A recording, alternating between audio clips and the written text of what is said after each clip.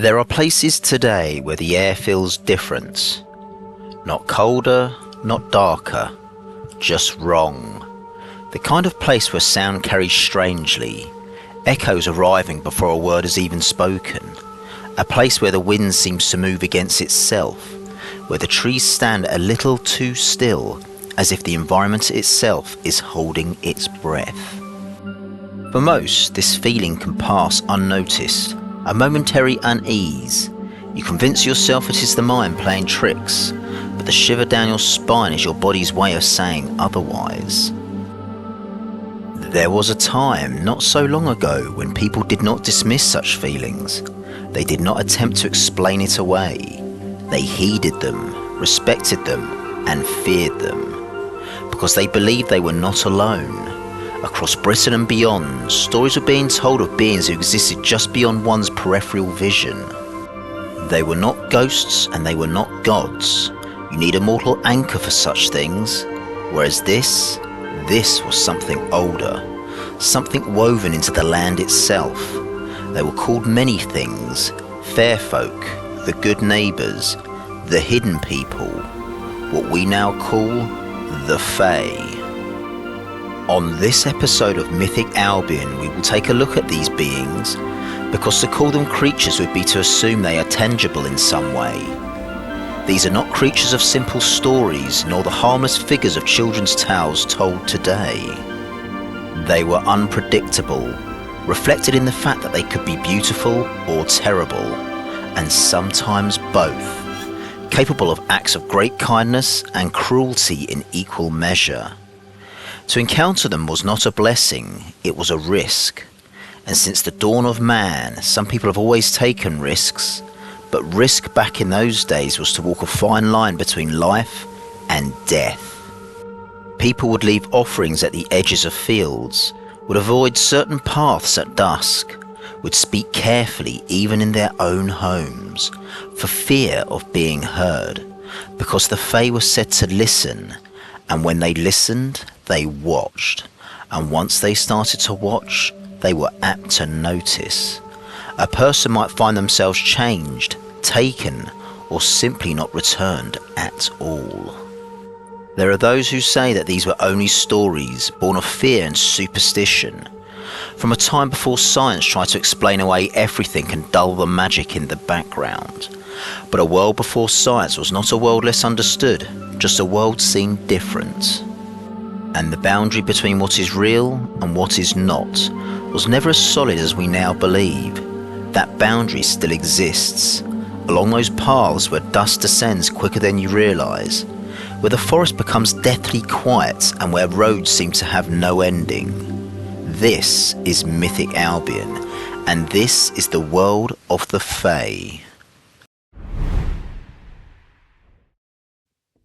Pixies are mythical creatures of British folklore and not to be confused with fairies. While some similarities do exist, pixies are seen as quite tiny in stature, mischievous and childlike in appearance.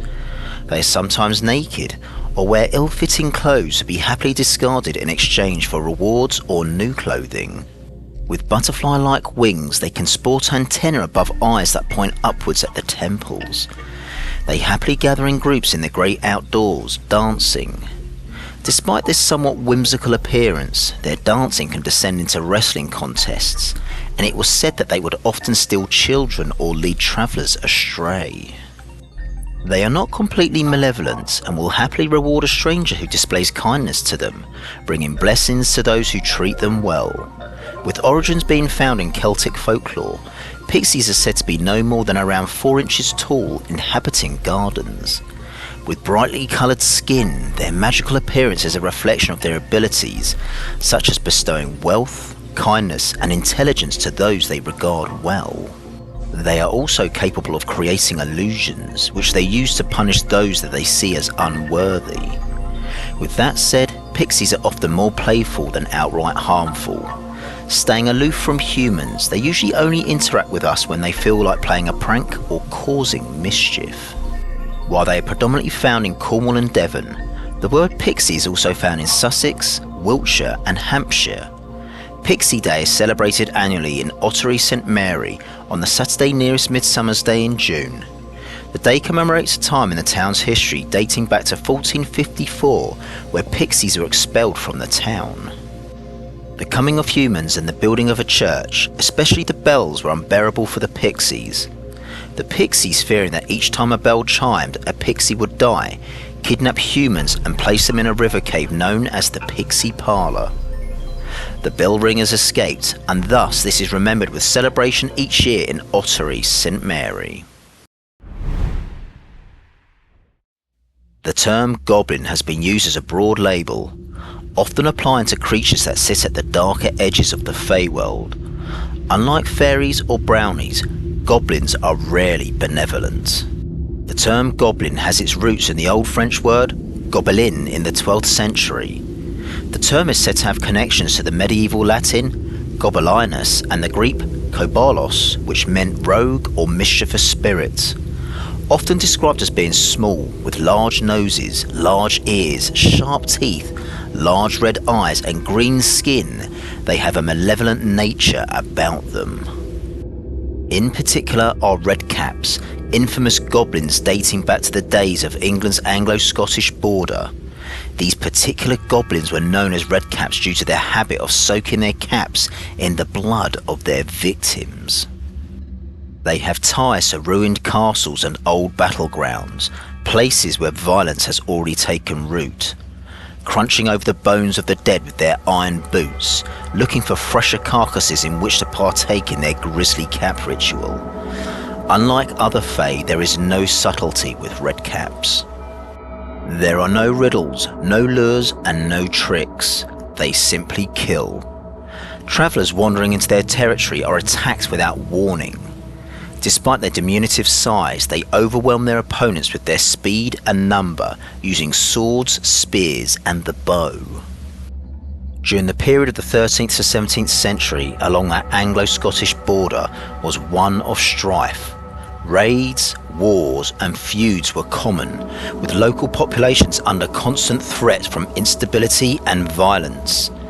Redcaps were said to take advantage of this conflict, or perhaps they were born from it. Redcaps are said to have a need to kill. If their caps were to dry out, it would lead to their own demise. And should you be passing through an old abandoned battlefield on those borderlands, it would matter not whether you be on horseback or foot. To outrun them is nigh impossible. Despite their violent tendencies and supernatural otherworldliness, there are several traditional weaknesses. They are small, dirty and grimy, easy enough to blend into the shadows of a dilapidated tower or among the dead of a fresh kill zone. But they can sometimes give their location away via their clanking iron boots or vividly red caps. It is said that they are vulnerable to iron weapons, and should you be able to fend these creatures off for long enough, then the sunlight is said to drive them away.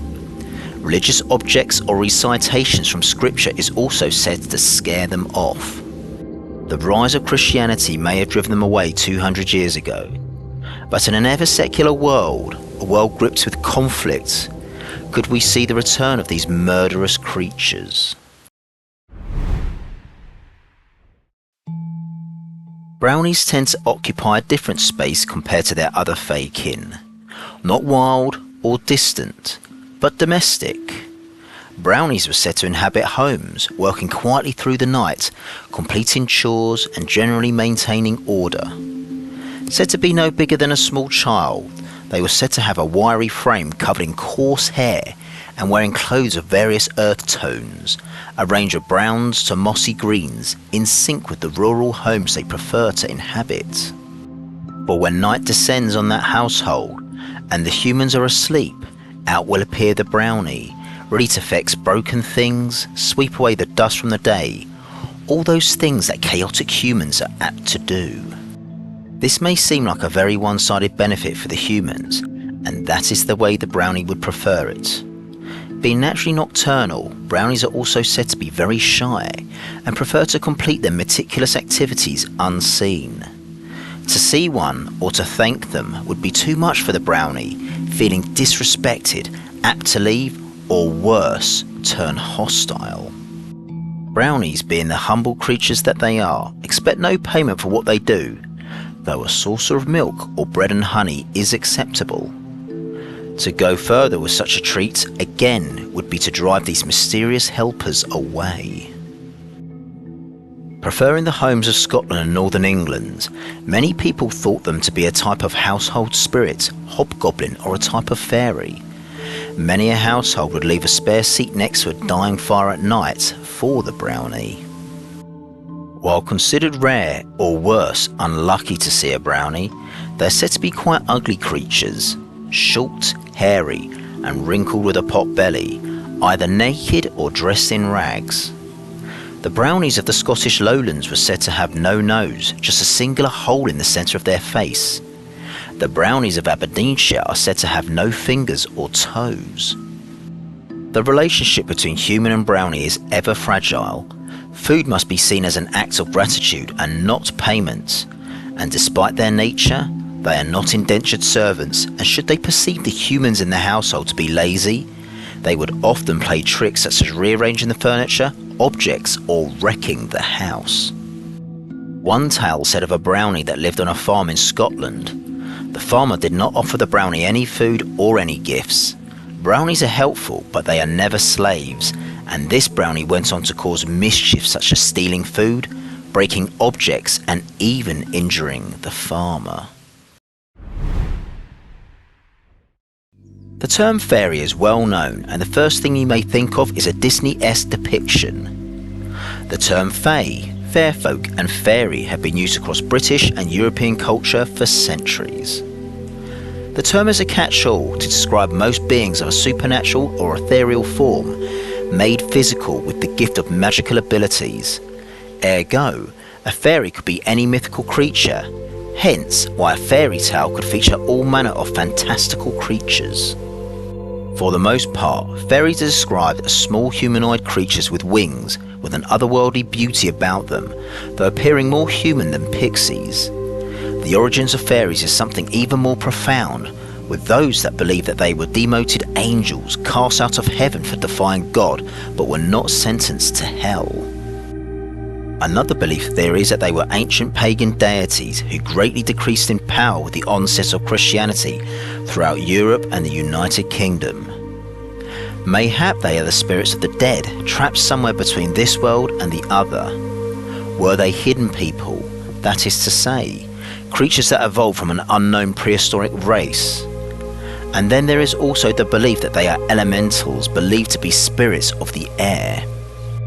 The size of fairies can vary wildly, from being no more than 6 inches tall to being of a similar size to a human.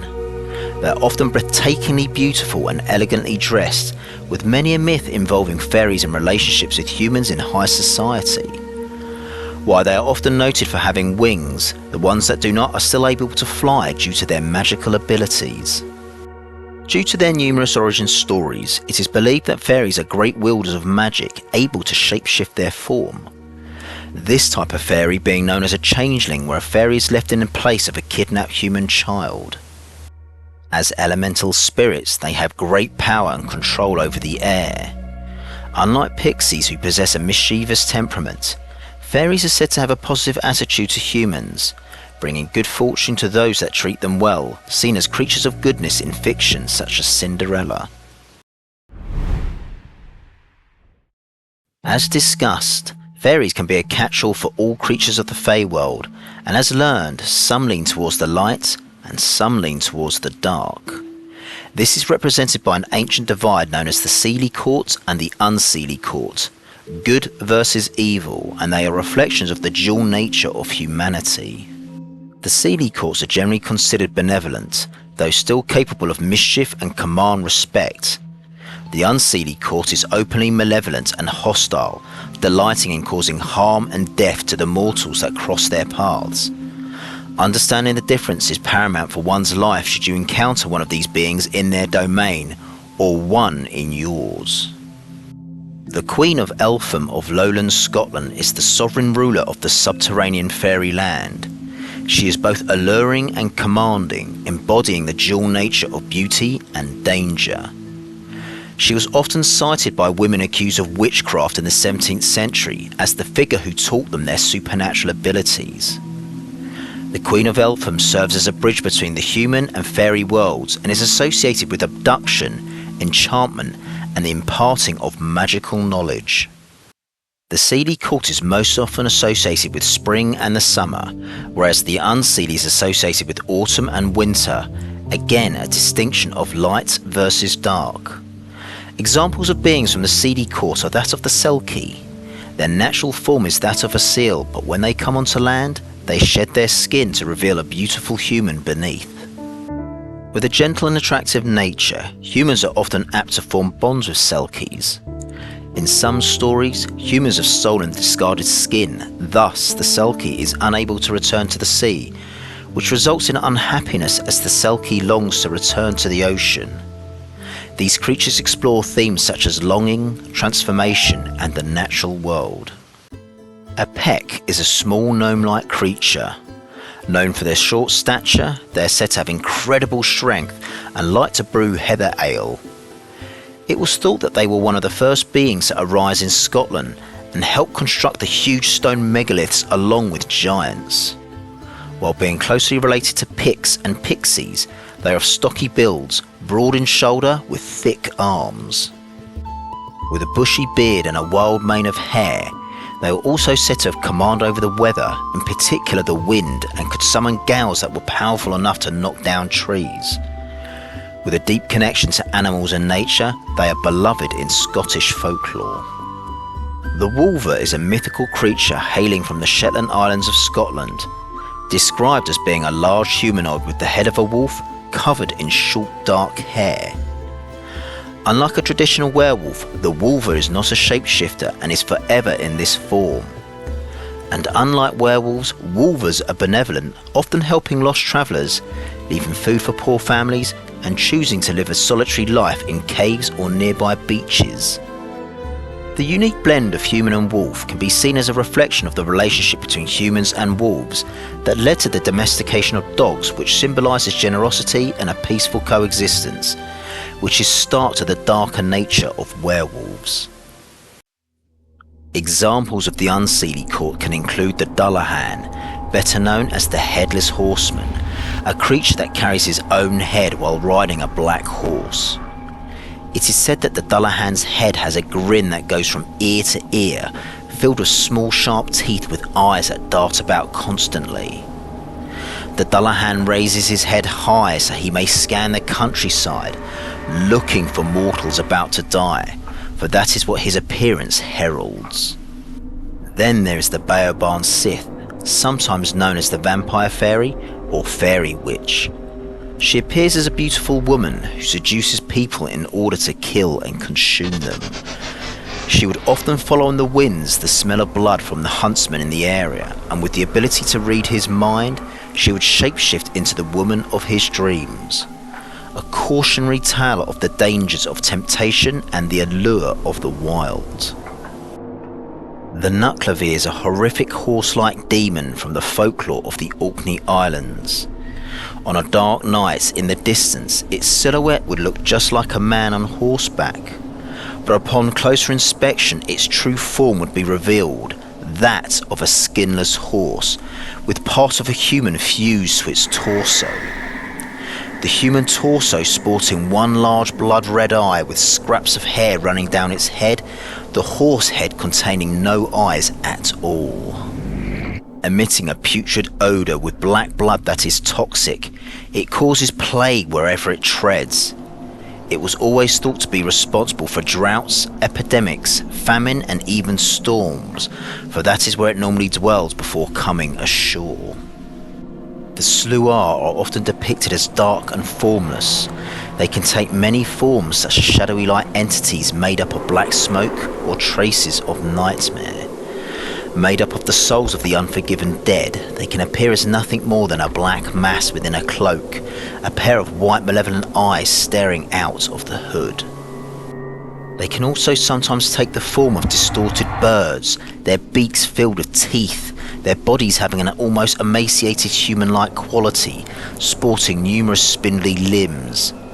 Said to haunt places of death and other liminal spaces, a reflection of the afterlife and unresolved transgressions in life. In the winter, the Sluagh would conduct a fearsome procession known as the Wild Hunt, casting great storm clouds over the land. Unseelie fairies would descend onto the land on horses or dogs, stealing babies or hunting the dying. All of the Unseelie view mortals as nothing more than toys or prey, and Redcaps also occupy this space. Where Pixies rule the Seelie light of summer, the Unseelie claim the shadows of the dark. The Seelie Court and the Unseelie Court. The whispered presence of the Fairy Queen. The quiet labours of Brownies in the dark. The pull of Selkies beneath cold northern waters. The laughter of Pixies on the edge of the path. The stillness of elves in places long forgotten, and darker things still. The headless rider, the Dullahan, crossing the night without warning. The twisted horror of the Nuckelavee, rising from sea and bringing sickness. The restless dead of the Sluagh, moving across the sky like a storm of souls. Creatures of water, of earth and of shadow, of memory. They are a reflection of a time when the world was not fully known, when the land itself felt alive and not always welcoming. Because the Fae were never just about wonder, they were about uncertainty. About the idea that just beyond the edge of firelight, there are forces that do not think as we do, and do not live as we do, and do not care for the boundaries that mortal kind is apt to create. Because the Fae were never just about wonder, they were about uncertainty. The infamous Cottingley Fairies caught the imagination of the UK in 1917. Actual photographs of two young girls, Elsie aged 16 and Frances aged 19, taken with a variety of fairies and gnomes. They continued to hold intrigue throughout the years, and in 1966 the Daily Express paper had tracked down Elsie, who claimed that the photographs had captured her thoughts, which created further intrigue. In the 1980s, the two young girls, now old ladies, admitted the photographs were faked, though Frances would claim the fifth and final photo was genuine. And yet, for all our understanding, for all our science, for all the ways in which we have mapped and measured our world, there are still places where the air feels different. Silence lingers for too long. Something appears to move out of our peripheral vision, and the path seems to shift when you're not looking directly at it. And in those moments, we are closer to the past than we realise. Perhaps the Fae did not disappear, nor driven out or forgotten. Perhaps we simply stopped seeing and stopped listening. And if that is true, then they're not really gone. They are just waiting, in the spaces between things, in those corners that animals care to stare at, in the moments where the world feels slightly out of place. If you enjoyed today's episode of Mythic Albion, leave a like and review. It helps others find their way back from those mischievous courts. And perhaps that is where the old world lingers, not in grand monuments or in written history, but in the quiet spaces, in the stories passed down in whispers, in the feeling that something once believed has not entirely gone, because Britain has always been a land of layers. Of kings and kingdoms, of spirits and shadows, of things seen and things only half remembered. And while the Fae belong to that hidden world, that space just beyond reach, there are other figures in Britain's past who walked a far more visible path, or should we say, sailed a more visible path. Men who did not hide in the forests or beneath the hills, but sailed upon the open sea. Feared, romanticised, but remembered in much the same way, because like the Fae, pirates exist somewhere between the truth and legend. Black flags on the horizon, ships cutting through the mist, names spoken in fear and fascination. In our next episode of Mythic Albion, we leave behind the hidden world and turn to the waters that surround these isles. to the age of raiders, privateers and outlaws of the sea, the story of Britain's pirates.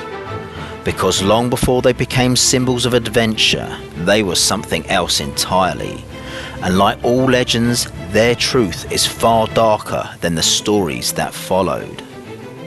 So until next time, walk wisely and beware that circular ring of mushrooms along the ever-shifting road.